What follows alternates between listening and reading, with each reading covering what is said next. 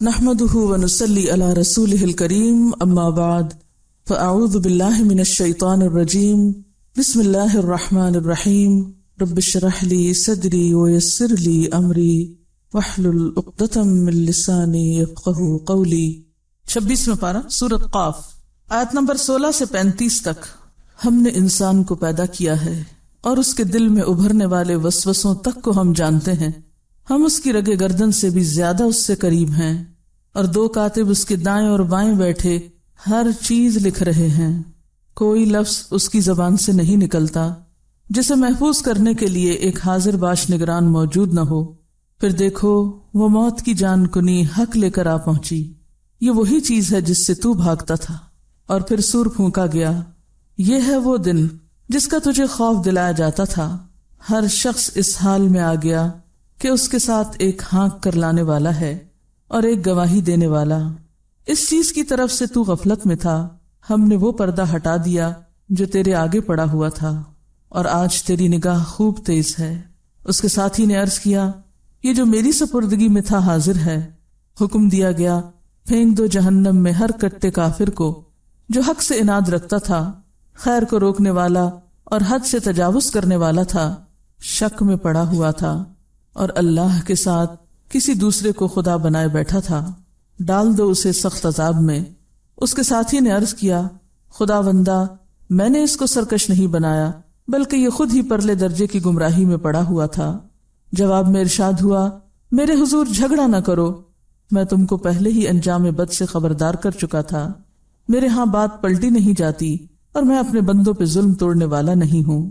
وہ دن جب ہم جہنم سے پوچھیں گے کیا تو بھر گئی، اور وہ کہے گی کیا کچھ اور ہے، اور جنت متقین کے قریب لے آئی جائے گی، کچھ بھی دور نہ ہوگی۔ ارشاد ہوگا، یہ ہے وہ چیز جس کا تم سے وعدہ کیا جاتا تھا، ہر اس شخص کے لیے جو بہت رجوع کرنے والا اور بڑی نگہداشت کرنے والا تھا، جو بن دیکھے رحمان سے ڈرتا تھا اور جو دل گرویدہ لیے ہوئے آیا ہے۔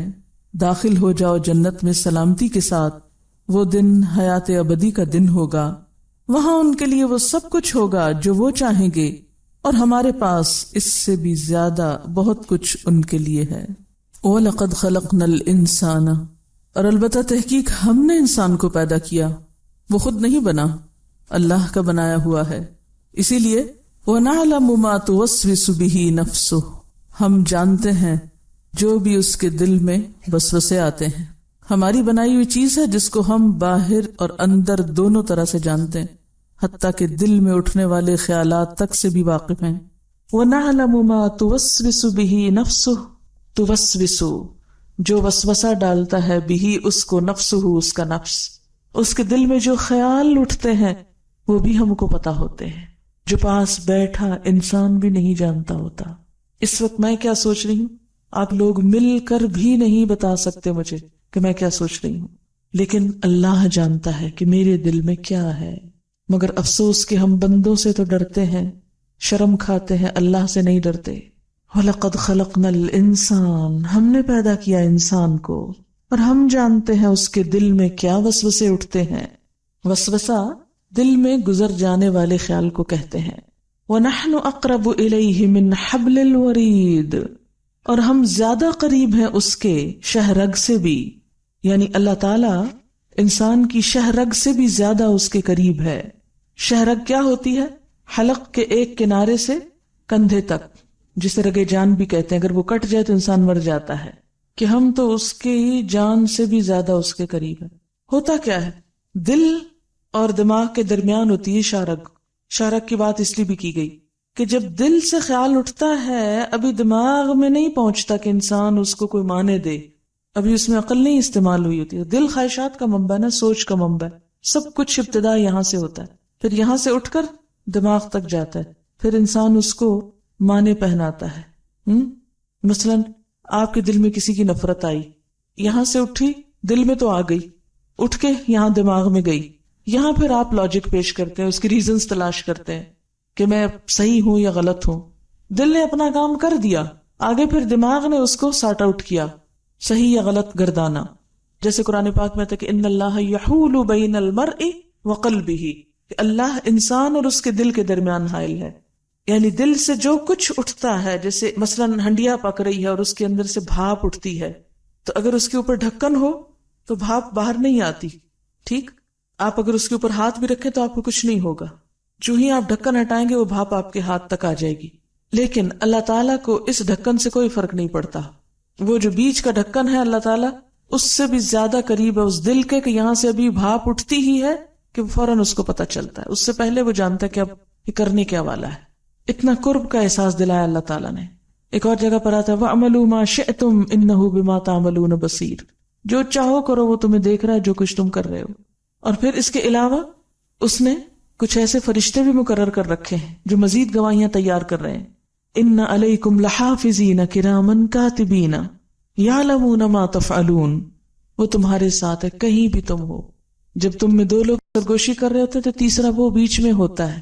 ہم اس وقت اس کو بھول جاتے اور سوچتے اچھا وہ فلانا تو نہیں سن رہا جو ہم غیبت کرنے لگے ہیں کسی کی. اسی چیز کا یہاں اللہ تعالیٰ احساس دلاتے ہیں. وَنَحْنُ أَقْرَبُ إِلَيْهِ مِنْ حَبْلِ الْوَرِيدِ، ہم تو اس کی شہ رگ سے بھی زیادہ اس کے قریب ہیں، یعنی اپنے علم کے اعتبار سے. اِذْ يَتَلَقَّى الْمُتَلَقِّيَانِ عَنِ الْيَمِينِ وَعَنِ الشِّمَالِ قَعِيدٌ، اور ہمارے اس براہ راست علم کے علاوہ دو فرشتے دائیں اور بائیں بیٹھے ہر چیز لکھ رہے ہیں. دائیں اور بائیں جو بیٹھے ہیں جس قسم کی بات کرتے ہو وہ فوراً پکڑ لیتے ہیں، کیچ کر لیتے ہیں، ان سے کچھ بھی نہیں چھوٹتا. نیکی کی بات ہو یا بدی والی، رات ہو یا دن، ہر جگہ بیٹھے ہیں. ما یلفظ من قول، نہیں بولتا کوئی لفظ بھی، کوئی لفظ اس کی زبان سے نہیں نکلتا. الا لدیہ رقیب عتید، مگر ایک محافظ، رقیب محافظ، عتید حاضر، تیار نگران، تیار محافظ اس کو کیچ کر لیتا ہے. نمبر 1 اللہ تعالیٰ خود ہر چیز دیکھ رہے ہیں. نمبر 2 اللہ تعالیٰ نے فرشتے مقرر کر رکھے ہیں دائیں بھی اور بائیں بھی جو بیٹھ کے ہر بات لکھ رہے ہیں. کوئی لفظ انسان کے منہ سے نہیں نکلتا مگر ایک حاضر باش نگران موجود ہوتا ہے. اور انسان سوچتا بھی نہیں، احساس بھی نہیں کرتا کہ جو کچھ وہ زبان سے نکال رہا ہے اس کی وجہ سے اس پر کیا گزرنے والا ہے. اسی لیے نبی اکرم صلی اللہ علیہ وسلم نے زبان کی حفاظت کی سب سے زیادہ تلقین کی. آپ صلی اللہ علیہ وسلم نے فرمایا من کان یؤمن باللہ والیوم الآخر فلیقل خیرا او لیصمت، جو کوئی اللہ اور آخرت پر ایمان لاتا ہے اسے چاہیے کہ اچھی بات کہے ورنہ چپ رہے، خاموش رہے، مت بولے. اگر کوئی اچھی بات بولنے کو نہیں تو بلا ضرورت مت بولے، کیونکہ ہر لفظ لکھا جا رہا ہے. میں کبھی سوچتی ہوں کہ نبی صلی اللہ علیہ وسلم کی سب باتیں لکھی گئی تھی نبوت کے بعد.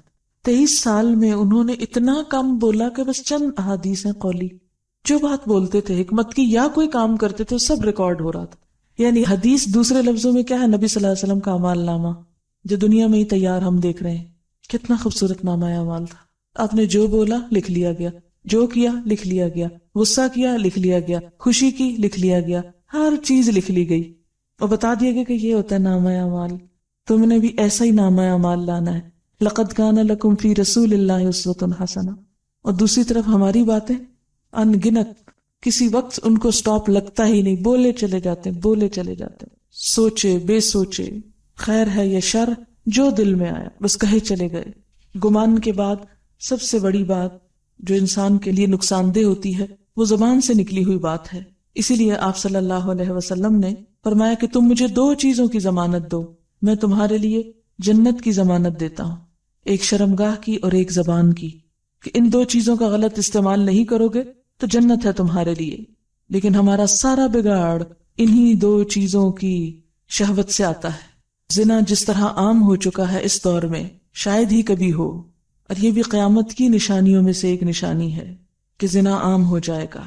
یہ شرمگاہ کی حفاظت نہ کرنے کا نتیجہ ہوگا، اور دوسری طرف زبان کی حفاظت نہ کرنے کا نتیجہ، اور دونوں کے نتائج ایک جیسے ہی ہیں، اور وہ جہنم.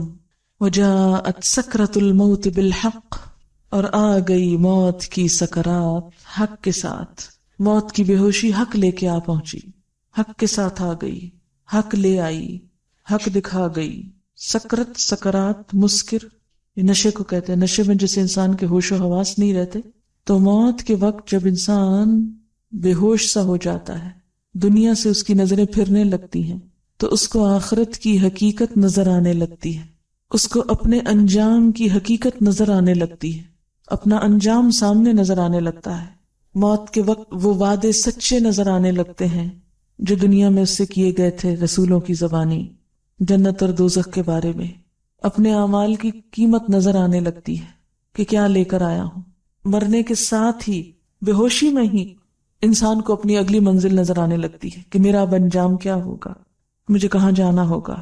وجاءت سکرۃ الموت بالحق، اور سکرۃ الموت کا مطلب کیا ہے؟ موت کی غشی، اسے غمرات الموت بھی کہا گیا، موت کی ڈبکیاں، جیسے ڈوبتے انسان کو سانس نہیں آتا، اسی طرح اس وقت بھی سانس رکنے لگتا ہے۔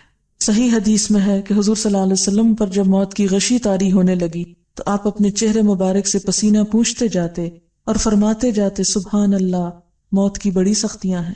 حضرت عائشہ کی روایت میں ہے کہ نبی صلی اللہ علیہ وسلم پر سکرات الموت کو دیکھ کر وہ کہتی ہیں کہ میرے دل میں کبھی کسی کے بارے میں برا خیال نہیں آیا، اس لیے کہ موت کی سکرات برحق ہیں۔ یہ معنی بھی ہے اس کا، جاءت سکرۃ الموت، آ گیا سکرۃ الموت، بالحق، حق کے ساتھ، یعنی اس کا آنا برحق تھا اور وہ آ گیا، اس کا آنا سچا تھا اور وہ سچائی پوری ہو گئی۔ ذالک ما کنت منہ تحید، یہ وہی چیز ہے جس سے تو بھاگتا تھا، جس کے بارے میں سوچنا نہیں چاہتا تھا، جس کے بارے میں تیاری نہیں کر رہا تھا، جسے کل پہ ڈالا ہوا تھا، اچھا پھر کر لیں گے۔ ونفخ فی الصور، اور سور میں پھونکا گیا۔ ذالک یوم الوعید، یہ ہے وہ دن جس کا تجھے خوف دلایا جاتا تھا، یہ ہے وعید کا دن۔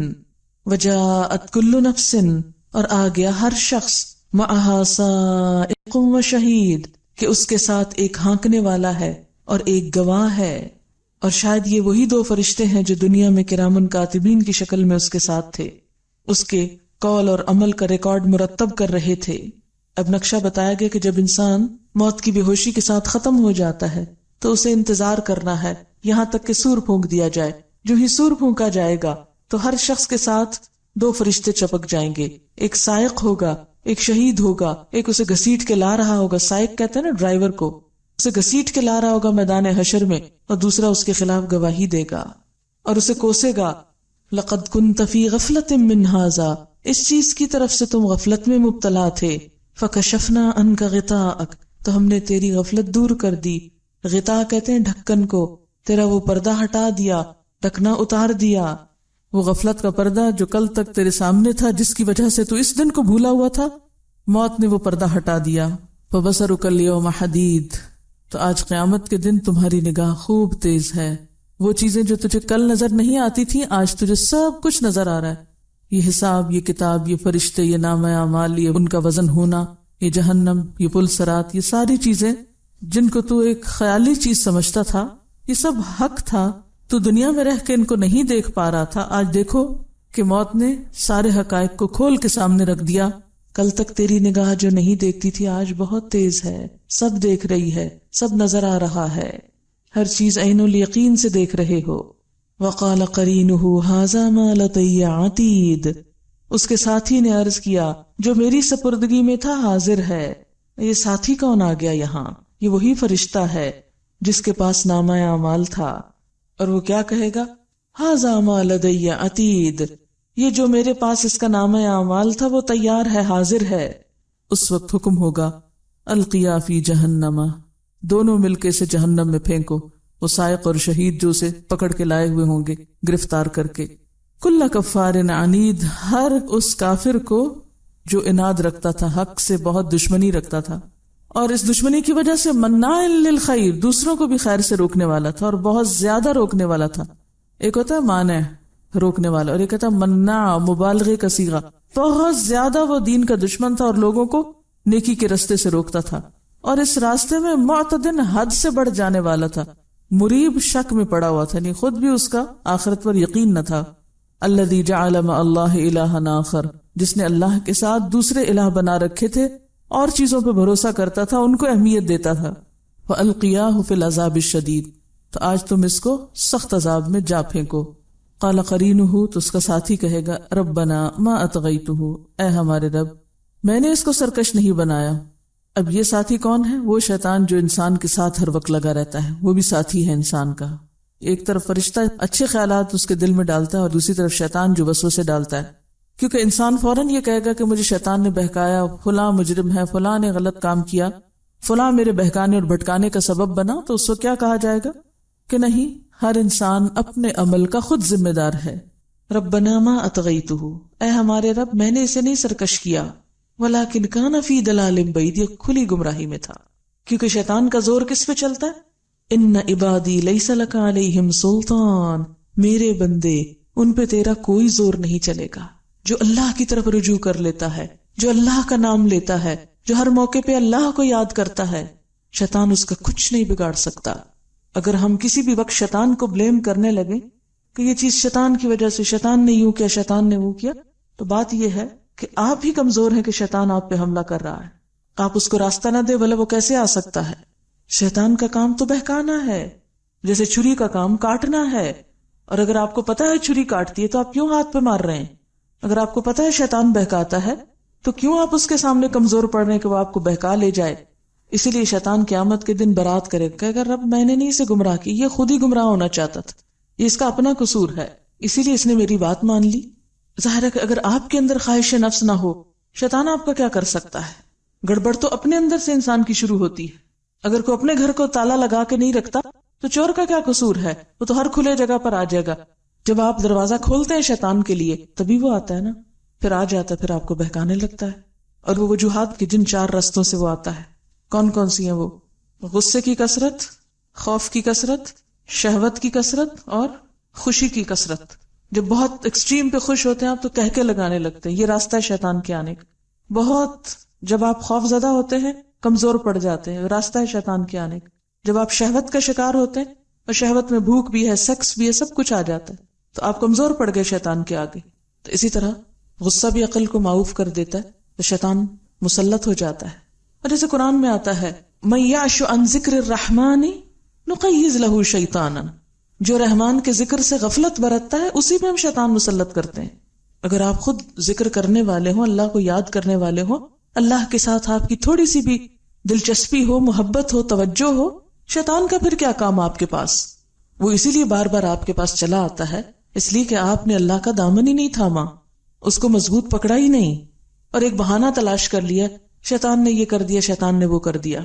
قال لا تختصموا لدی، کیونکہ انسان وہاں جا کے بھی شیطان کو بلیم کرے، اللہ تعالیٰ اس نے مجھے بہکایا، یہ ہے سبب، اس نے مجھے گمراہ کیا۔ شیطان کہے گا نہیں میں نے نہیں کیا، یہ تو خود گمراہ ہونا چاہتا تھا، اسی لیے اس نے میری بات مانی۔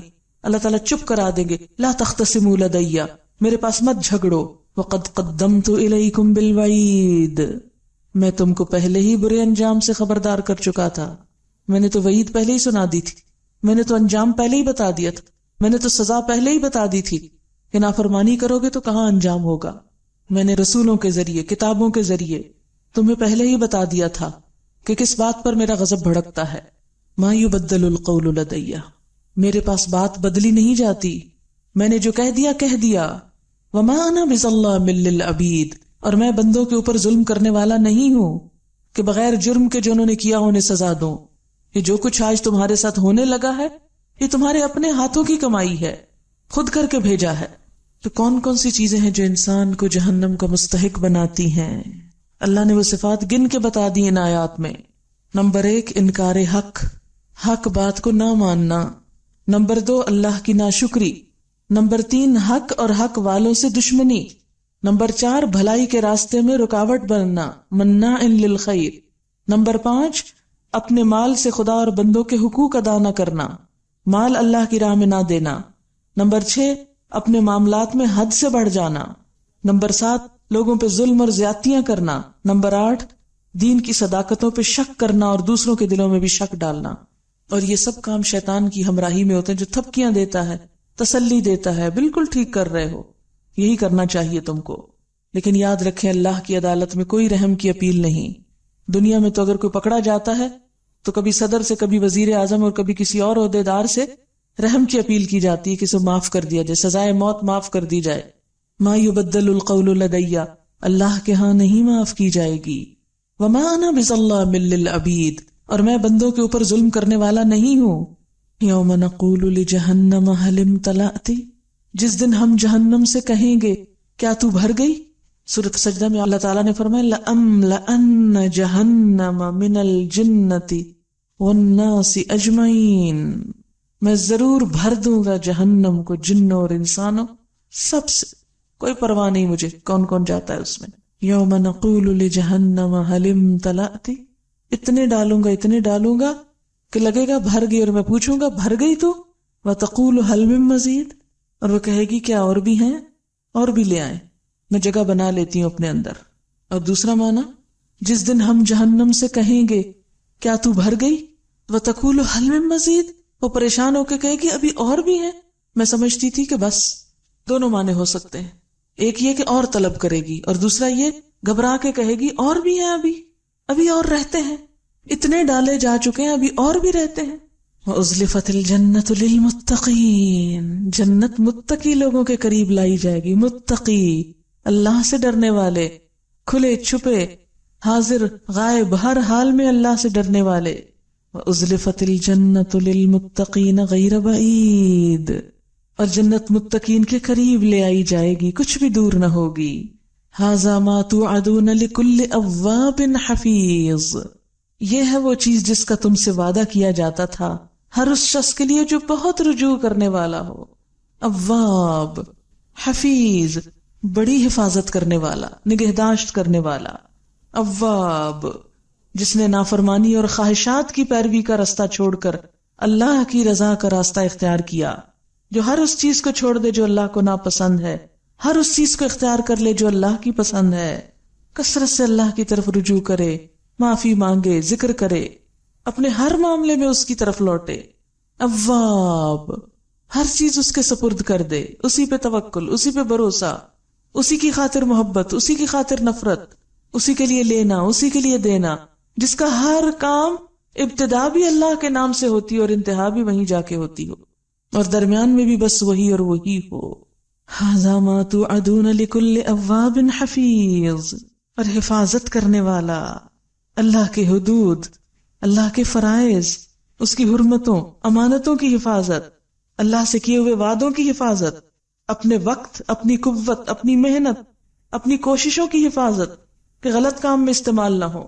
حفیظ، وقت کی حفاظت کہ بیکار چیز میں ضائع نہ ہونے پائے، قوت کی حفاظت کہ غیر ضروری چیزوں میں طاقت لگ کے ضروری چیز کے لیے وقت بچا سکوں، کیونکہ ہے تو محدود، جو دی گئی بس وہی دی گئی، چاہو تو اچھے کام میں لگا لو، چاہے غلط کام میں لگا لو۔ ایک دن کے 24 گھنٹے 24 یا 25 نہیں ہو سکتے، چاہے تو ان 24 کو استعمال کر لیں، چاہے تو وقت ادھر ادھر کی فضولیات میں ضائع کر دیں، ادھر بیٹھ گپ شپ لگا، اس سے دیکھ، اس سے مل، اس سے بات کر، ہر وقت بس انجوائمنٹ کا بھوت سر پہ سوار، وقت کاٹا جا رہا ہے۔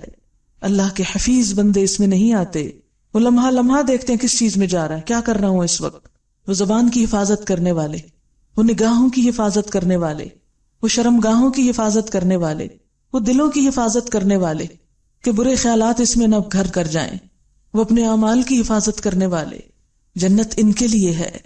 اواب حفیظ، اور ذرا ادھر ادھر ہونے لگے فوراً پلٹیں اصل کی طرف، فوراً لوٹیں کہ نہیں یہ ہماری جگہ نہیں، یہ ہمارے کرنے کا کام نہیں، کیونکہ جس کے اندر پلٹنے کا جذبہ ہوگا، اواب جو پہلے نمبر کی خصوصیت ہے، وہی حفیظ ہو سکتا ہے۔ جو اواب نہیں وہ حفیظ بھی نہیں، جو پھسل کے اٹھنا نہ جانے اور پھر پھسلتا ہی چلا جائے، دلدل میں ہی گھستا چلا جائے، جنت اس کے لیے نہیں ہے، وہ تو پھر گہرائیوں میں جا کے جہنم کے گڑھے کے لیے ہی ہے۔ من خشی الرحمن بالغیب، جو غیب میں اللہ سے ڈرے جہاں کوئی نہ دیکھتا ہو، جو بندوں سے نہیں اللہ سے ڈرے۔ من خشی الرحمن بالغیب وجاء بقلب منیب، اور دل گرویدہ لے کر آئے، منیب انابت کرنے والا، ایک ہی طرف رخ کرنے والا، اسی کی طرف پلٹنے والا، جیسے قطب نما کی سوئی ہوتی ہے، کہیں لے جاؤ آپ کمپس کو، آسمان میں لے جاؤ، زمین میں لے اترو، سمندر میں چلے جاؤ، وہ سوئی نارتھ کی طرف ہی جائے گی۔ اسی طرح بندہ مومن کہیں ہو، اکیلا ہو، سب کے ساتھ ہو، کھا رہا ہو، سو رہا، کچھ کر رہا، اس کے دل میں اس کے رب ہی کی یاد رہے،